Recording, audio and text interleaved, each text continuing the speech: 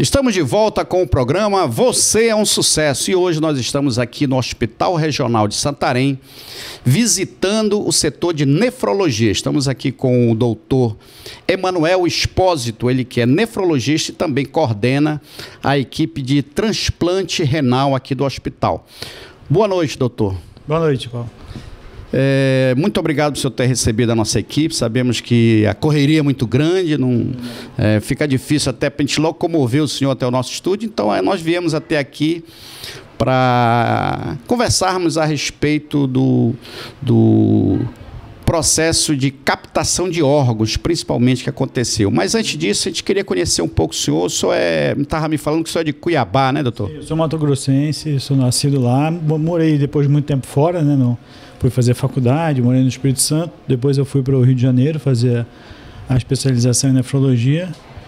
Voltei para o Mato Grosso um tempo, fiquei uns 2 anos lá e logo tive a oportunidade de vir para o Pará para trabalhar com nefrologia aqui, que era uma especialidade que estava se expandindo aqui, estava em Redenção, que inicialmente eu fui primeiro. A gente estava abrindo o Hospital Regional de Redenção, inauguramos lá o serviço de nefrologia. E passei cerca de um ano e meio lá. Logo tive a oportunidade de conhecer Santarém e viemos pra cá. O senhor hoje está morando aqui na cidade? Santarém. Agora em fevereiro vão fazer 10 anos que eu estou aqui. E sempre trabalhando aqui com a nefrologia, né? Vim para trabalhar nesse hospital, no Hospital Regional. Então o senhor já toma tacacá, come farinha com tranquilidade? Com tranquilidade. Açaí, então, a gente não perdoa um. Mas é muito bom. Assim, a gente gostou em termos de acolhimento da cidade. Santarém foi uma cidade que é muito acolhedora, né? A parte social da cidade também é muito boa, as praias. Então, assim, meus filhos não tiveram nenhuma dificuldade de adaptação. Pelo contrário, hoje eles já não acostumam voltar lá para Cuiabá, para o trânsito, para o ambiente fechado, né?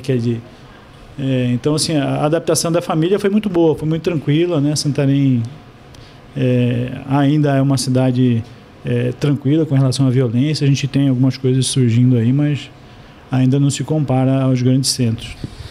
Doutor, a gente está falando de uma palavra chamada nefrologia.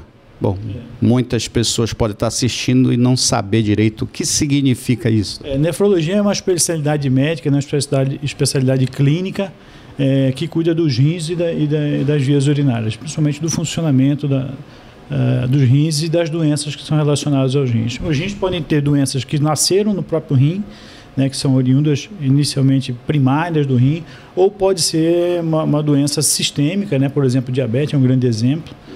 Que traz reflexo para o rim e pode levar o rim a uma dificuldade de funcionamento, uma falência. O Hospital Regional ele possui um setor específico, tem uma especialidade específica na nefrologia? Sim, nós temos aqui onde a gente está é o setor da nefrologia. Então aqui a gente tem tanto atendimentos em nefrologia, atendimento ambulatorial, clínico, agora com o transplante, né, com avaliação para transplante, quanto as terapias renais, que são a diálise, a hemodiálise e a diálise peritoneal. A gente atende também as UTIs, que pacientes que têm insuficiência renal aguda, a gente acaba atendendo lá também. Então, assim, aqui é o nosso QG, por enquanto, com relação a todas as ações do nefrologista. Especificamente nesse departamento de nefrologia, quantas pessoas atuam, envolvendo médicos, enfermeiros? Olha, vou chutar um pouco aqui. Assim, a gente tem um corpo de enfermagem grande, né? Então, assim, acho que a gente tem uns 60 enfermeiros, temos aqui 4 médicos. Atuando na nefrologia, só dentro da nefrologia. Temos cerca de 8 enfermeiros também, a parte administrativa que vem aumentando bastante também. Então, assim, além da parte assistencial, nós precisamos de uma retaguarda administrativa importante. Então, o corpo é grande, de repente, quase 100 pessoas devem estar envolvidas aí na equipe.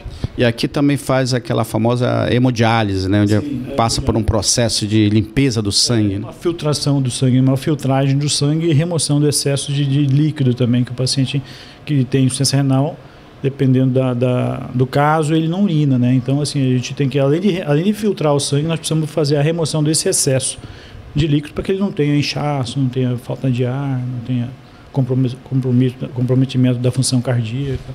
Doutor Emmanuel, e nós vimos assim na mídia em geral, recentemente, que a sua equipe fez uma captação de um órgão com uma equipe totalmente regional, uma equipe daqui do hospital, 100% daqui do hospital, né? Como é que foi essa experiência? Essa experiência começou há muitos anos, né? Então a gente está mais ou menos aí há uns 5 anos trabalhando especificamente no transplante de órgãos. Então esse foi um passo. Um dos passos que nós demos. Então, assim, a gente vem desde lá de trás, a gente montando a nossa equipe de trabalho. Como eu estava te dizendo, nós éramos só uma comissão, né, intra-hospitalar.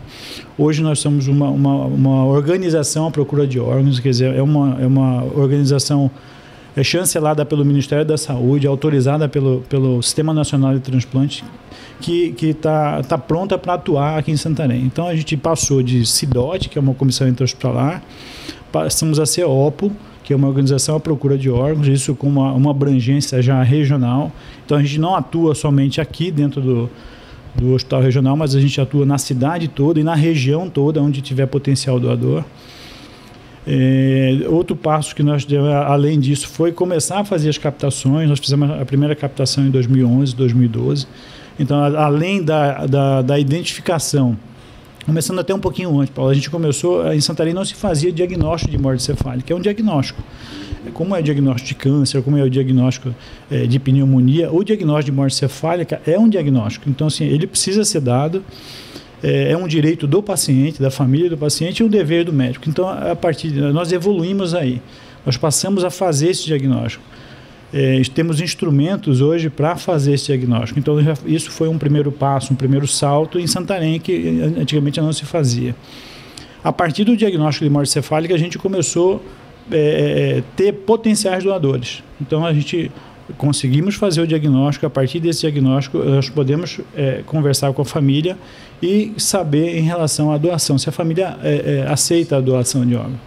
Porque a partir daquele momento o paciente está morto, faleceu. Então, a partir daí, a gente faz a entrevista familiar e a paciente, a família, aceitando essa doação, concordar com a doação. Até tempos atrás, nós trazíamos de fora a equipe de Belém, a equipe de Brasília, vinham fazer essas captações. Nossa equipe foi treinada, nós fizemos um treinamento extenso aí, para exatamente isso, para acontecer o que aconteceu, uma independência, a gente fazia de ponta a ponta, vamos dizer assim. Nós fazemos desde a identificação, fazemos o diagnóstico, entrevistamos a família, agora fazemos a captação. Então, assim, essa foi a primeira vez, uma captação de órgãos, de múltiplos órgãos. Não é uma cirurgia, não é uma cirurgia fácil, é uma cirurgia complexa, que envolve conhecimentos. É claro que nós temos bons cirurgiões em Santarém, aqui no Hospital Regional, mas nós teríamos que ter esse conhecimento da captação de órgãos, que é uma coisa muito específica mesmo para os bons cirurgiões. Nesse caso específico dessa primeira captação com uma equipe local, ela foi uma pessoa de Rurópolis que teve um acidente, é isso? Não, de Itaituba. Itaituba. Vocês removeram o paciente para cá? O paciente ele teve um traumatismo crânioencefálico em Itaituba, foi um atropelamento, um jovem. Ele veio ser atendido no Hospital Municipal. No Hospital Municipal, a nossa equipe já identificou o potencial de morte cefálica. Foi feito o primeiro exame no Hospital Municipal e logo nós trouxemos, a gente conseguiu uma vaga aqui no Hospital Regional, nós trouxemos ele para cá. Aqui nós fechamos o diagnóstico, fizemos o exame complementar, entrevistamos a família concordou prontamente com a captação. E assim nós procedemos entramos em contato com a nossa central. Nós temos uma central nacional e uma central estadual de transplante. No caso desse paciente foi tirado somente o rim? Só o rim. A gente acabou fazendo o rim e as córneas. Então fizemos o rim e as córneas, acabamos também removendo o fígado, mas o fígado não pôde ser usado por conta de uma solução de preservação que a gente precisava ter. A gente continua ofertando o fígado. Como não fazemos fígado ainda no estado do Pará, a gente oferta para fora. Nós não podemos perder, já que a família consentiu com a doação, a gente tem que aproveitar tudo que a família consentiu. Então, geralmente vai para fora. Como a gente não faz no estado do Pará, a gente oferta o fígado em específico para fora, assim como o coração. No caso, por exemplo, esse rim desse jovem de Itaituba, foi feito e o rim seguiu para uma central nacional de... Uma central estadual. Então, assim, a gente captou aqui, existe uma lista única de transplante de rim, é uma lista única estadual. Isso a gente vai tentar mudar um pouquinho mais à frente. Mas existe uma lista, por exemplo, se a gente tiver doação em Marabá, se a gente tiver doação em Belém, em Redenção, qualquer parte do estado do Pará, ele vai para essa lista única, porque a partir dessa lista única estão inscritos todos os receptores de rim. Então é uma maneira de equalizar, de colocar todo mundo em condições iguais para Agora, no caso, por exemplo, de eu ser o doador para o meu parente, o meu irmão, também vai para esse... Não. Aí assim, a gente está falando agora de transplante de rim com doador intervivos. O transplante de rim, em específico, que a gente vai trabalhar mais aqui, a maior demanda nacional é para transplante renal, seguido de transplante hepático. Mas o rim é o que mais demanda. Nós temos mais de 100 milhões de pacientes em hemodiálise no Brasil todo.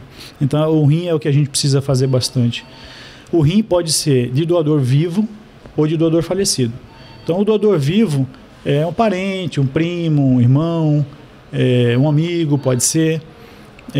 A partir desse doador, a partir que o paciente tenha um doador, a gente vai fazer uma investigação extensa, um preparo extenso no doador e no receptor, para a gente ver a condição de transplante, e se tiver a condição, a gente vai fazer a transplantação. Então, para o doador vivo, quem tem seu doador, ele não precisa entrar na fila, vamos dizer assim, aí para esse não existe fila. Ele escolhe, ele venho para consulta com o meu doador. Aí meu doador vai ser avaliado pela equipe médica, e se ele passar nessa avaliação, aí sim a gente marca a cirurgia do transplante. Estamos entrevistando o médico nefrologista aqui do Hospital Regional de Santarém, o doutor Emanuel Expósito. Não saia daí, daqui a pouco a gente retorna.